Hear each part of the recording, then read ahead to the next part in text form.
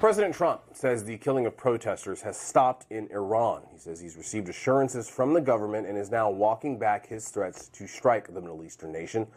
But this comes as 2,500 protesters have been killed so far. And happening this afternoon, the UN Security Council will be meeting to discuss the situation on the ground in Iran. Joining us now to talk more about what's happening is Edward Ahmad Mitchell. He's the National Deputy Director on the Council on American Islamic Relations, better known as CAIR. Thanks so much for joining us this morning, Edward. Good to see you. Absolutely. Thanks for having me. So what is your overall sense of what you're seeing on the ground and the Trump administration reaction? Look, we've been very disturbed, not only by what's happened in Iran, the killing of protesters, the attacks on mosques, but also we've been very disturbed by this march to war with Iran. Our nation attacked Iran last summer. That was an illegal war, wasn't authorized by Congress, it was not provoked. And now the same people who got us into that war want us to attack Iran again, supposedly to protect protesters, but that's clearly not what that war would be about. Sadly, many governments that are funded by the United States have killed protesters, and that's wrong. And it's wrong when it happens in Iran, too. But our nation can't selectively decide we're going to go to war only when protesters are harmed in a country run by an American adversary. We need to support human rights across the board. And so we were very concerned about the possibility that we would attack Iran, and that would likely trigger attacks on American soldiers in the Middle East, and that could lead to a full-blown war. And I think the American people have had enough of regime change wars, of forever wars. And so we are pleased to see that may not happen, but we still hope that the Iranian people are able to peacefully have their demands for change met, that our government and Iran entered into negotiations to end this conflict that's going on for years, and that we don't see any more forever wars in the Middle East.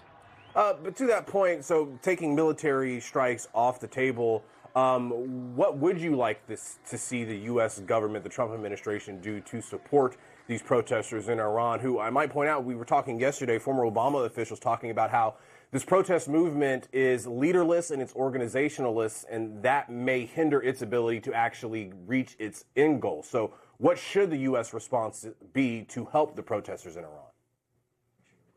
The United States needs to be consistent in upholding international law.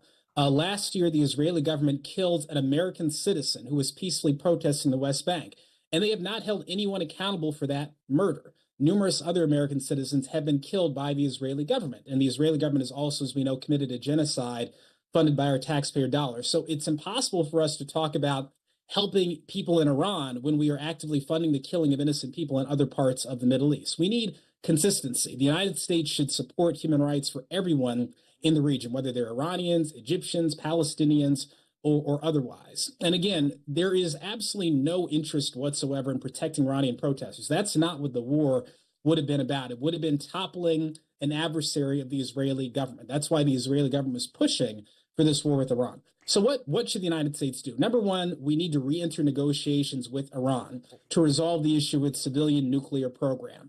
That should have been resolved last year. The Iranians were offering to put limits on their program, so it was very impossible for them to make a nuclear weapon. The United States insisted, no, there can be no enrichment for civilian purposes at all. That was the breaking point. They need to come back to the table and resolve that issue. And if they do, sanctions can be lifted on the country. The Iranian people can recover economically. And at the same time, I think that the entire world needs to put pressure on all governments to support human rights, whether that's our government, the Iranian government. They should be able to have their demands for change met through a political process, through peaceful means. And so that should be the demand that is made of all countries in the world, including in Iran. So then when you hear protesters in Iran yelling death to the supreme leader, is your stance that the U.S. should do what it can to work with the Iranian government as it stands today to end these protests, to bring the protesters some sense of justice? Because to hear them say it, at least, it seems as if they don't want the supreme leader in power. They want the government to change. Well, first of all, we have to be very clear. The Iranian people are not monolithic. You have a lot of Iranians that are fed up with their government. They completely disagree with the Iranian government system, and they want it to go. You have a lot of other Iranians who support the Iranian government system and want it to stay. You saw hundreds of thousands of people protest in support of the government. You saw hundreds of thousands protest against it. So I don't think it's accurate to say that the society is monolithic, and it's certainly not accurate to say that our government needs to interfere in whatever the outcome is. The Iranian people should decide their future, and they should decide who leads them.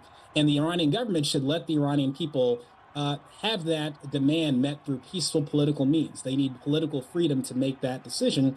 And that's true for other countries in the region, across the region, including countries that are run by governments that are brutal dictatorships that are funded by the United States. So again, this is why consistency is important. It's so difficult for the people of the world to respect the United States when we say we support freedom for the Iranian people, when it was the United States that overthrew Iran's democratically elected leader in the 1950s. It was the United States that propped up the Shah, who was a brutal dictator for 40 years, and it was his dictatorship that led to the revolution in 1979. So again, we need consistency. If the United States starts supporting human rights for everyone in the region around the world, then we can be taken much more seriously. But if we only say we support human rights when it's a country that's run by a U.S. adversary, no one takes that seriously. So the United States needs to be consistent in supporting international law. Right. I don't think there's any question that it's a pretty brutal dictatorship in Iran.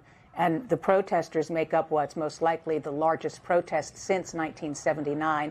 And this isn't something new. I mean, we've seen some of these really big protests maybe going back over the past 10 or 15 years.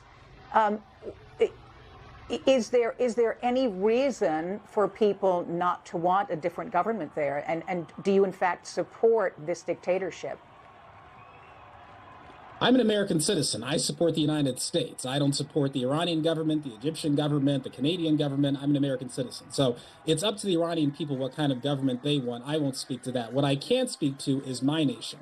My nation needs to be consistent in supporting human rights for all people, not just in countries that we dislike. And that's the problem. If we were universal in supporting human rights, then we could be taken seriously. But when we fund a genocide in Gaza, when we ignore the killing of American protesters by the Israeli government using American weapons, it's impossible for anyone to take us seriously when we talk about human rights. So that's my key demand for my government, that we need to uphold human rights for all people around the world universally. And the Iranian people need to be able to decide what form of government they want. And the Iranian government needs to let them make that decision through peaceful political change. But again, it's not for us to force that on the Iranian people or the Iranian government. That is not worth us going to war over.